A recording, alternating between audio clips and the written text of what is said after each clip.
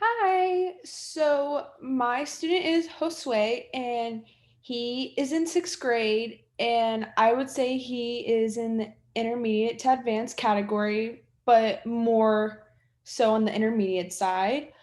Josue is at a 3.5 for his reading proficiency level, and that's a little bit about Josue. So, the article that I decided to choose to read today is an article over video games. Since when we look through Josue's learning profile, it talks about how much he's enjoyed video games. So, I thought this would be a good article to use because it would interest him and he would be able to easily follow along with it because it is one of his interests. So, that's why I chose that. Josue is also very good with reading comprehension and is more advanced in this area already. This activity will be good for him because it will show his strengths and that he understands the reading and what is happening in it.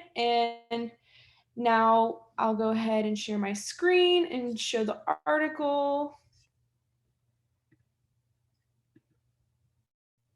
All right. So, like I said, the article is about video games. So, it's what video games can teach us. So, before we start off reading this article, I just want to go ahead and ask what what interests you about video games? Why do they interest you? What kind of video games interest you?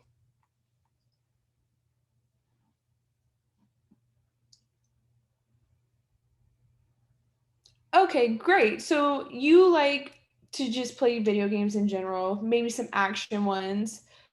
Fortnite, it sounds like that makes sense. So this is just something that I wanted to ask beforehand before we get into the article. So this article is what video games can teach us since you play them. So it's by Emily Sohn. Let's go right here. Here's some news for you to share with your parents and teachers. Video games might actually be good for you. Isn't that crazy, Josue? Video games are actually good for us, they're not just for fun. Whenever a wave of teenage violence strikes, movies, TV, or video games often take the heat. Some adults assume that movies, TV, and video games are bad influences on kids, and they blame these media for causing various problems. A variety of studies appear to support the link between media violence and bad behavior among kids. Do you ever have issues with video games in your household, Josue? That's good. I'm glad that you don't. But media does don't necessarily cause violence, says James G. G is an education professor at the University of Wisconsin, Madison. You get a group of teenage boys who shoot up a school. Of course, they've played video games. G says everyone does. It's like blaming food because we have obese people. Video games are innocent of most of the charges against them. G says the games might actually do a lot of good. G has written a book titled "What Video Games Have to Teach Us About Learning and Literacy." A growing number of researchers agree with G. If used in the right way, video and computer games have the potential to inspire learning, and they can help players improve coordination and visual skills. Josue, would you say that playing video games have influenced your reading skills and your literacy while you've been in the States? That's what I thought. I'm sure playing video games actually helps a lot with it because you're hearing repetitive things. So I'm sure you're catching on to things that you see and hear from it. Attention getting games. A good video game is challenging, entertaining, and complicated, G says. It usually takes 50 to 60 hours of intense concentration to finish one. Even kids who can't sit still in school can spend hours trying to solve a video or computer game. What's the longest that you have played video games, Josue? Oh, so about 2 hours every single day? That's reasonable at your age. A lot of families like to put a time limit so that you don't spend 50 to 60 hours of playing video games, but that's good to hear. Kids diagnosed with ADHD because they can't pay attention will play games for 9 straight hours on the computer, G says. The game focuses attention in a way that school doesn't. The captivating power of video games might lie in their interactive nature. Players don't just sit and watch. They get to participate in the action and solve problems. Some games even allow players to make changes in the game, allowing new possibilities. And kids who play computer games often end up knowing more about computers than their parents do. Kids today are native in a culture in which their parents are immigrants, G says. In his 2 to 3 years of studying the social influences of video games, G has seen a number of young gamers become computer science majors in college. One kid even ended up as a teaching assistant during his freshman year because the school's computer courses were too easy for him. Josue, would you say that playing video games has helped you learn about technology in a way? Like, do you think that when you get to college, this would be something that you're interested in?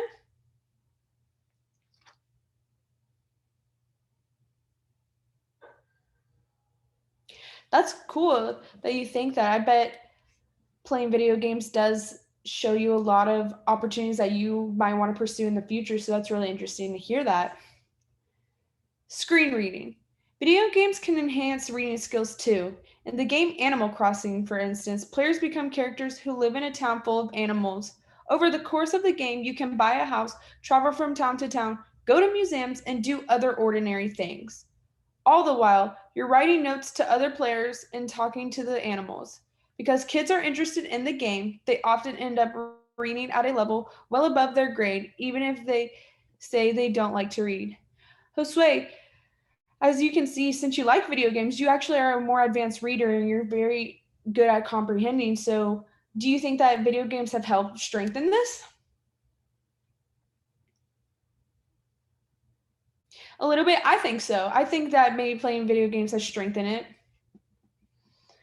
Games can inspire new interest. After playing a game called Age of Mythology, G says kids, like his 8-year-old son, often start checking out mythology books from the library or join internet chat groups about mythological characters. History can come alive to a player participating in the game. Even violent games have a positive side, G says. Grant Theft Auto 3 does not exist to get off on shooting people, he says. When the game begins, your character has just been released from jail. You need to figure out how to make a living, but the only people you know are criminals. Along the way, you might end up fighting or killing people, but don't have to. The game offers you a palette of choices, G says. Players must confront moral dilemmas, develop social relationships, and solve challenging problems that might apply to real life, he says. How compelling would a game be if you only had good choices? Do you think from playing video games that this has helped you make relationships in your life coming to America from Mexico? Do you think that this has helped your social skills overall, Josue?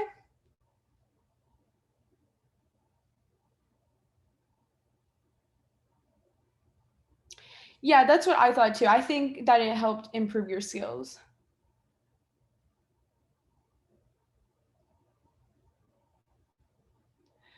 Improve skills.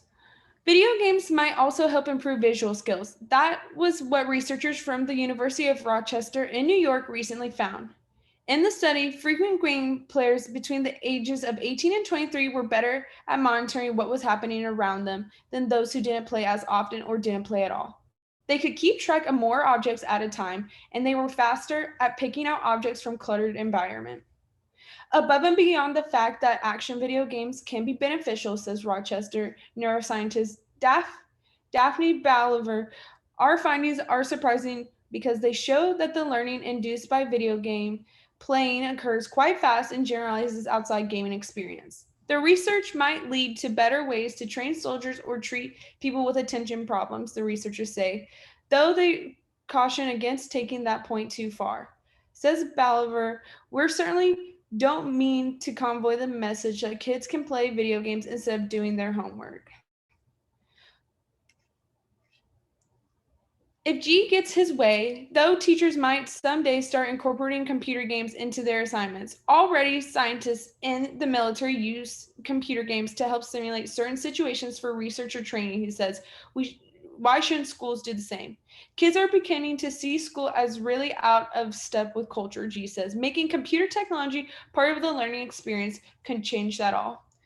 Josue, do you think that technology could change the learning experience? Would it help you if you had more of a technology video game use implemented into your learning?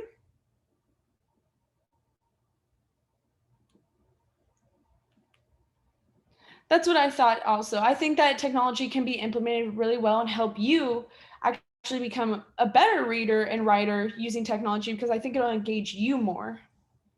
Researchers at Massachusetts Institute of Technology have started a project they describe as the Education Arcade. The project brings together researchers, scholars, game designers, and others interested in developing and using computer games in the classroom. Some kids already go to educational websites where they can interact with other kids and help solve problems. For example, kids from all over the world can chat, build an online identity, and learn math and science as they roam a virtual world. Looking at the bright side of the video and computer games could also help bring kids and adults closer together. Playing games can be a social activity during which kids and adults learn from each other. By opening up lines of communication and understanding, maybe one day we'll praise video games for saving society, not blame them for destroying it. All right, now we're going to stop here.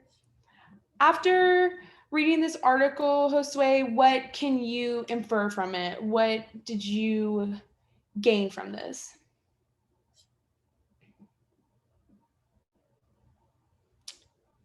I completely agree. I think that since you already have an interest in video games, if we implement it correctly into your learning, I think that you will be a successful learner in the end overall.